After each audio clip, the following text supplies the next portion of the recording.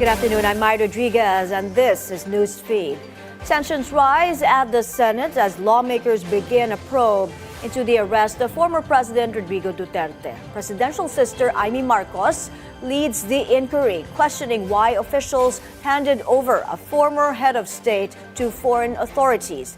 She also pointed to a letter in which President Bongbong Marcos told Vice President Sara Duterte that the government would not assist the International Criminal Court. Justice Secretary Boying Remulla insisted the Philippines never communicated with the ICC.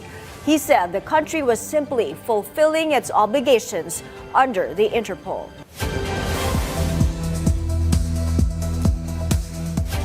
Gaza faces fresh devastation as a fragile ceasefire between Israel and Hamas collapses. As our foreign affairs editor Jamela Alindogan tells us, new Israeli attacks have already killed more than 400 people. The latest Israeli offensive began just 16 days after the first phase of a ceasefire agreement collapsed. It reignited a war that has already claimed tens of thousands of lives. Footage from the ground showed medics scrambling through rubble, pulling the wounded from the debris of bombed-out buildings. Hospitals, already overwhelmed, are struggling to cope. More than 400 people have been killed in the latest wave of attacks. Among the dead are children buried beneath collapsed buildings as desperate families dig through the wreckage with their bare hands.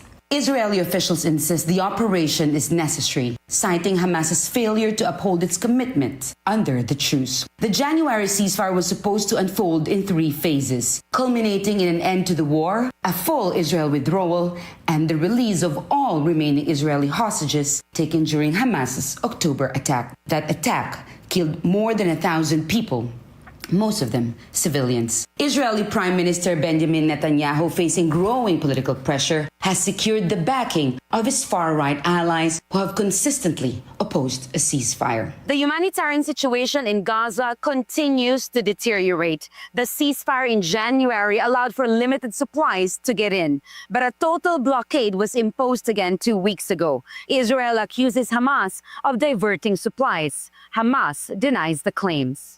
In the courtyards of overcrowded hospitals, bodies wrapped in white shrouds lie in rows. In one video, a father cradles his lifeless daughter. Another shows a grieving mother clutching her son's school backpack. He left for class that morning and never came home. The world is watching, a man says in another video, and doing nothing.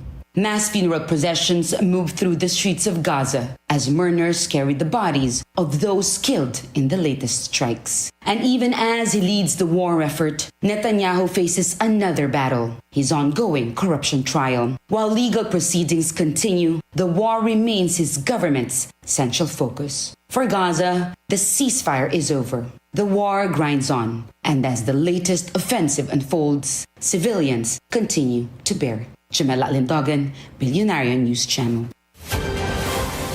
Thank you for watching. I'm Mai Rodriguez. Stay tuned. Billionaire News Channel is on Free TV, Channel 31 and 24 on Cignal. Also check our website, bnc.ph.